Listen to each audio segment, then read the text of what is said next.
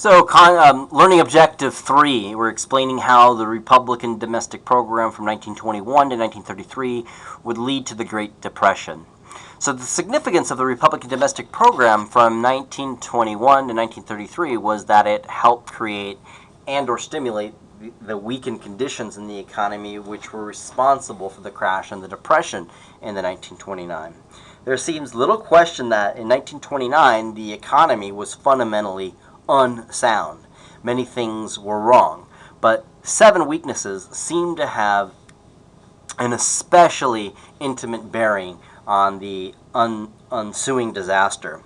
The 7 were unequal distributions of wealth, mental attitude of the general public, overproduction, the external tax policy, Andrew Mellon's revenue acts, the holding companies, and banking structure. And we'll go in those in turn. So one weakness was the uneven distribution of income.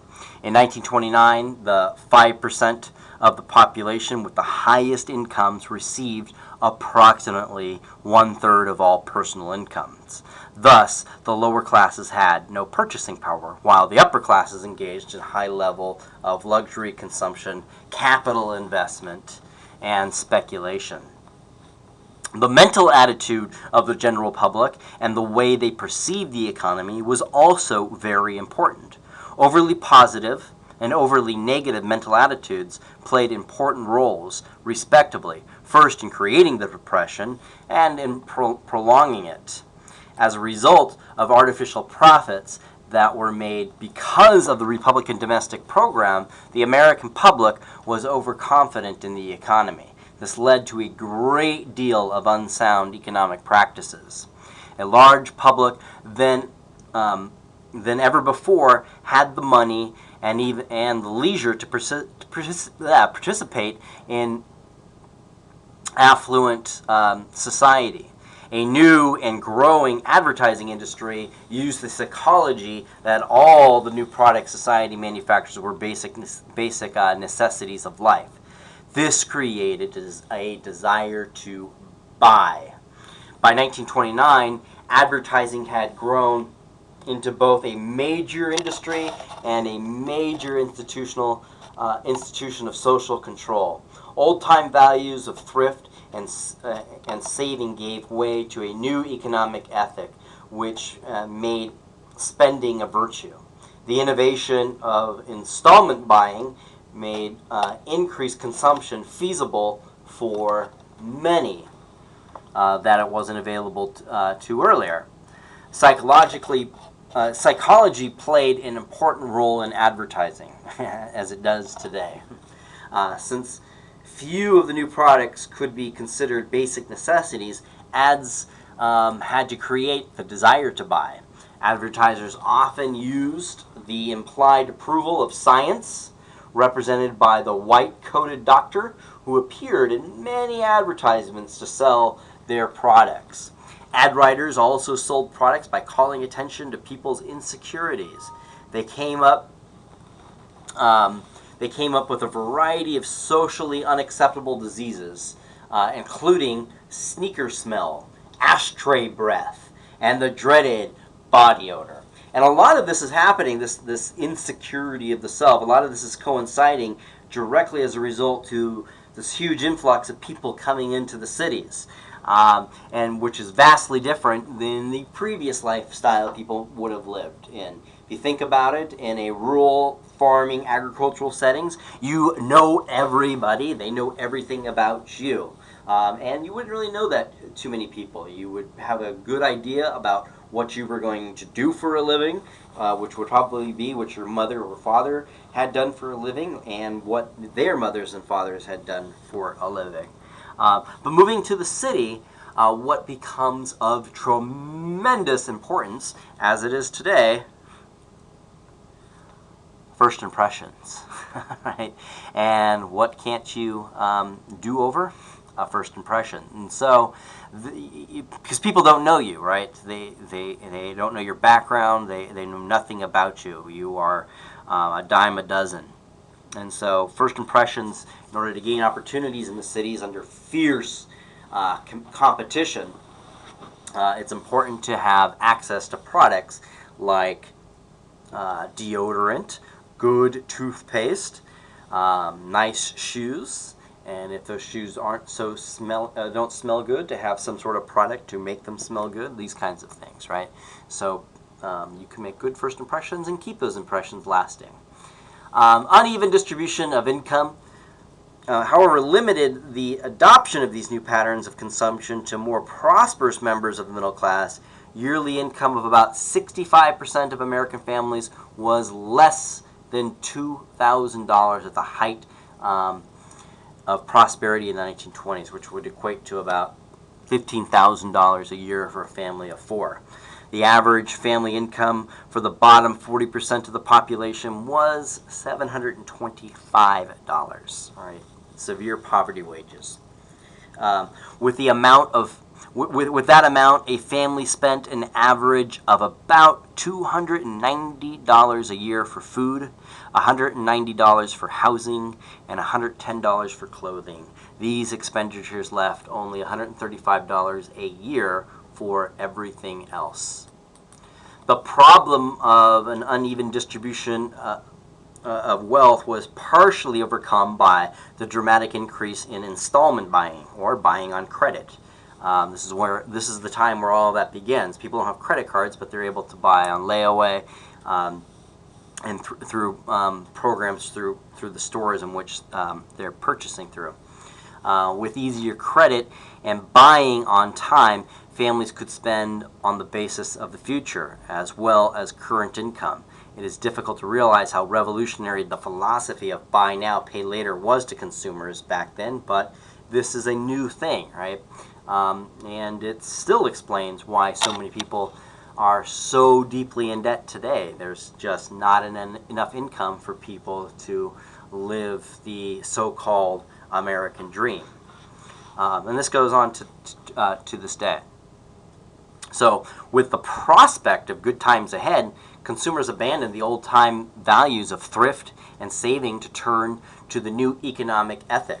This ethic made spending a virtue and used all the economic flexibility of the average consumer. When the Depression came, the consumer and the economy had no economic flexibility to fall back on. It only had debt to fall back on. After the economy collapsed, the confidence and willingness of both business and the consumer to precipitate in the economy was destroyed. Consequently, an overly negative attitude developed, which prolonged the Depression.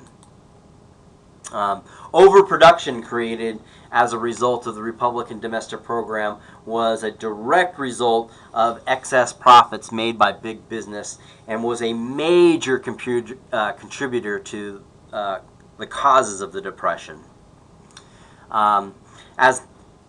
For obvious reasons, right? If there's too many products on the shelves of the warehouse and in stores, well, the next year, if these products are still there, companies are going to lay off workers and are not going to hire future workers, which is going to cause this downward spiral for the economy, because if people aren't working, then they don't have purchasing power, then those products remain on the shelves, and there's no incentive for entrepreneurs and the business community in general to reinvest in the economy.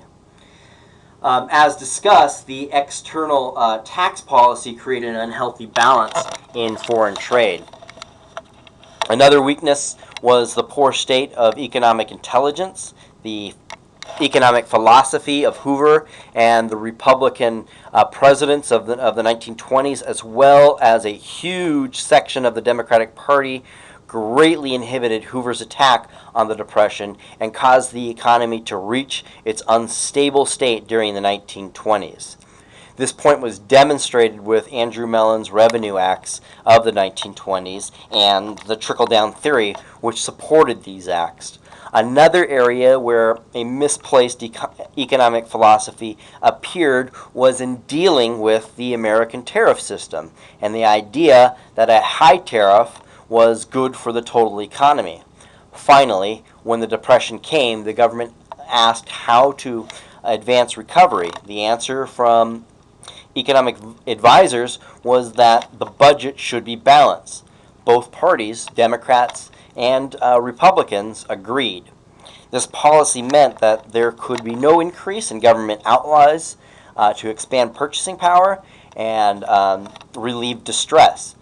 It also meant that there would be no further tax reduction to give the common person relief and for more purchasing power. Instead of stimulating the economy, this action stagnated the economy.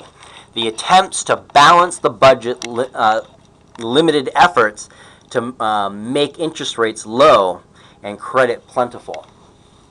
The other effect of the Republican domestic program was that it fostered large-scale corporate combinations, which led to an unstable corporate structure. The holding companies was the most common device for concentrating economic control. So, of the 100 biggest industrial corporations in 1929, 94 were holding companies. 21 were purely holding companies that did nothing, did not produce anything. So what were these holding companies? Holding companies were formed to obtain control over a large number of other companies with little investment as possible.